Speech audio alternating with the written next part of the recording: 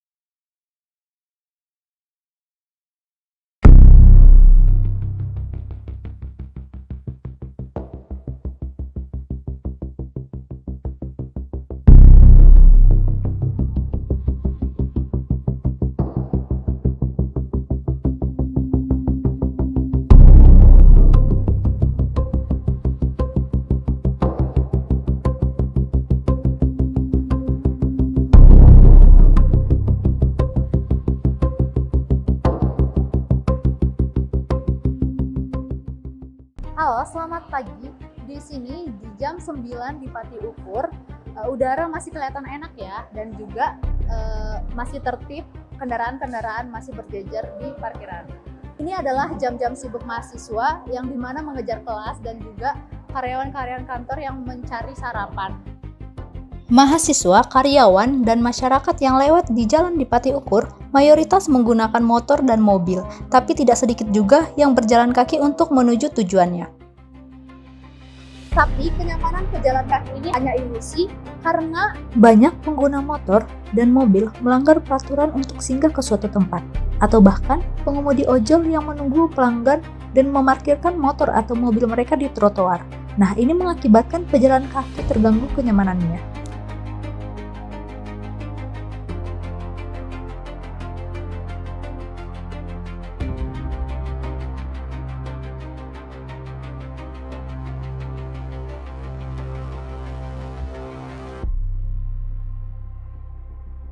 Seringkali kita memaklumi hal-hal kecil, cuman parkir sebentar doang, cuman ngeprint doang, cuman ambil orderan GoFood doang. Nah, tapi sebenarnya versi mereka adalah bahaya bagi pejalan kaki. Dan juga sepanjang jalur di Pati Ukur ini, mulai dari Monju sampai ITHB, trotoar beralih fungsi. Yang dimana pagi sampai sore musuhnya bukan pedagang tenda, tapi juga diri sendiri. Mahasiswa, kurir, warga lokal. Nah, coba perhatikan leading box warna kuning ini. Ini merupakan mata bagi teman-teman disabilitas netra. Tapi justru di sepanjang trotoar DU, jalur ini banyak yang rusak dan beralih fungsi menjadi lahan parkir. Bayangkan jika Anda tidak bisa melihat jalan di depan Anda dan sangat bergantung pada jalur ini. Pasti Anda terkena knalpot panas dan mungkin tersesat karena jalur yang hilang atau rusak. Seharusnya hak pejalan kaki dan disabilitas menjadi prioritas, karena trotoar adalah jalur mereka, bukan jalur motor dan mobil atau bahkan tempat parkir.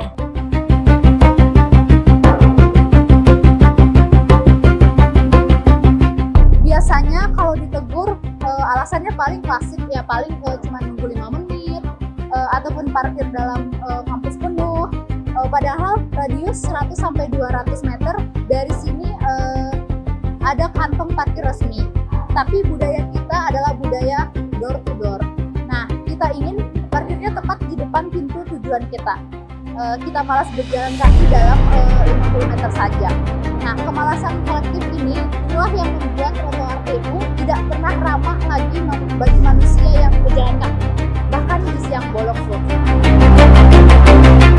Perhatikan gerakan para pejalan kaki ini. Banyak yang berjalan zigzag berusaha menghindari motor dan mobil yang parkir sembarangan di trotoar. Bahkan ada yang di badan jalan.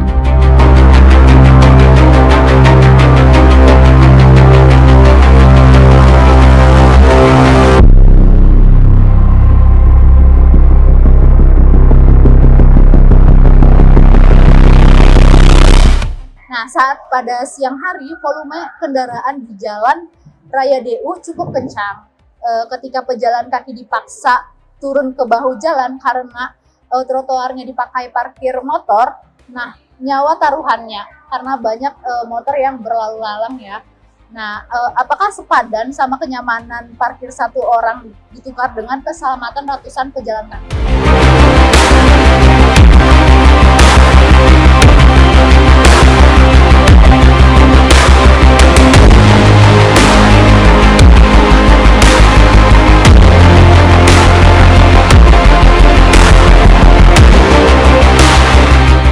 Mari kita lihat di Undang-Undang Nomor 22 Tahun 2009 tentang LLAJ.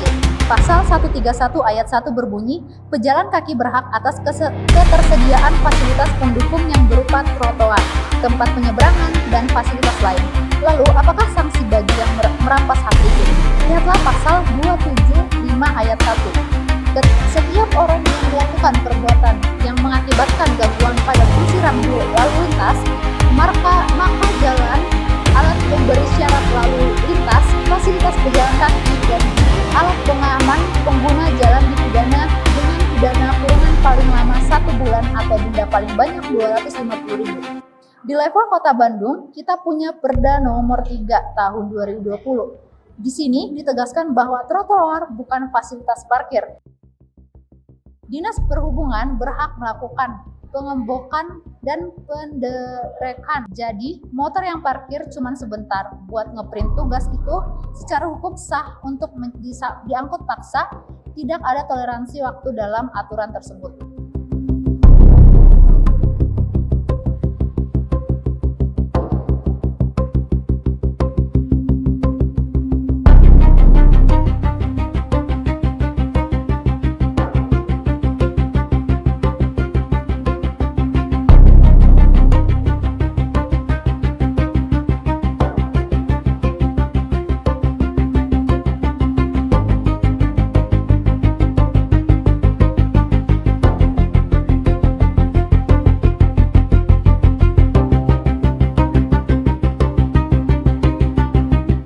Dampak lain dari parkir liar di trotoar adalah kerusakan infrastruktur.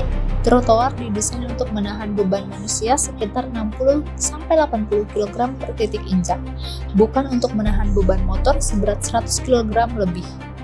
Belum lagi standar samping besi yang menahan 1 titik keramik. Lihatlah ini, uang pajak warga dipakai membangun ini. Rusak dalam hitungan bulan karena kita malas parkir di tempatnya. Bollard atau tiang penghalang ini seringkali hilang atau bengkok supaya motor bisa masuk.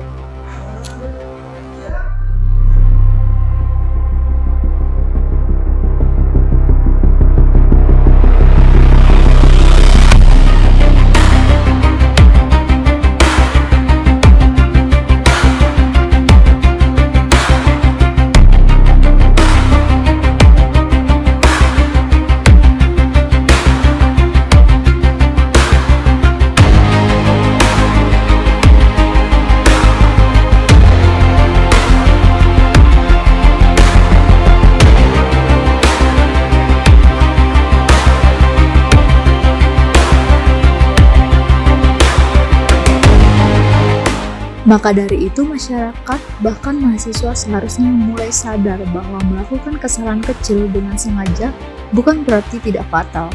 Kesalahan tersebut nantinya akan menumpuk dan menjadi kesalahan besar, bahkan bisa meruntuhkan sistem yang lebih besar. Efek kesalahan kecil yang telah menjadi besar ini tidak main-main, selain merugikan diri sendiri, juga sangat merugikan orang lain.